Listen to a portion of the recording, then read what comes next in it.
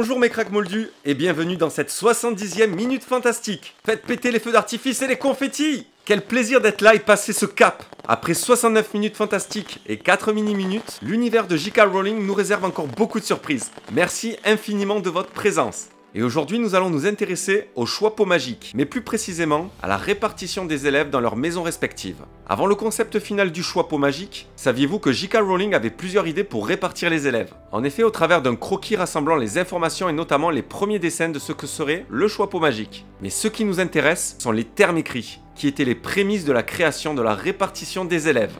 Elle avait imaginé dans un premier temps une grosse machine dans le style F. Robinson, faisant tout un tas d'actions et mécanismes magiques pour rendre son verdict, en l'occurrence la maison désignée.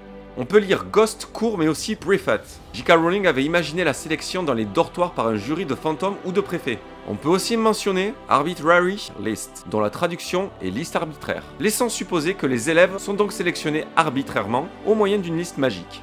Là il y a écrit Getaway, soit passerelle, portail. En effet, il y avait l'idée d'un portail magique que devaient traverser les élèves pour les mener à leur maison choisie. On peut lire aussi statues. Et oui, l'autrice avait aussi imaginé 4 statues représentant les fondateurs de l'école, prenant vie et choisissant eux-mêmes les élèves dignes de leur maison. Une idée qu'elle gardera en tête, mais qui ne sera pas validée. On verra ça un peu plus tard. Ici, l'on peut voir marqué Question and Riddle, soit question ou énigme en français, où les élèves devaient simplement répondre soit une question, soit une énigme pour être affiliés à leur maison. Puis pour finir, J.K. Rowling avait sobrement pensé à un tirage au sort dans un chapeau, puis modifia l'idée pour que ce soit le chapeau qui trie les élèves. Ainsi naquit l'idée finale de la répartition des élèves, le choix pot magique. C'est la fin de cette minute fantastique en espérant qu'elle vous ait plu. Et moi je vous dis à bientôt pour une nouvelle vidéo.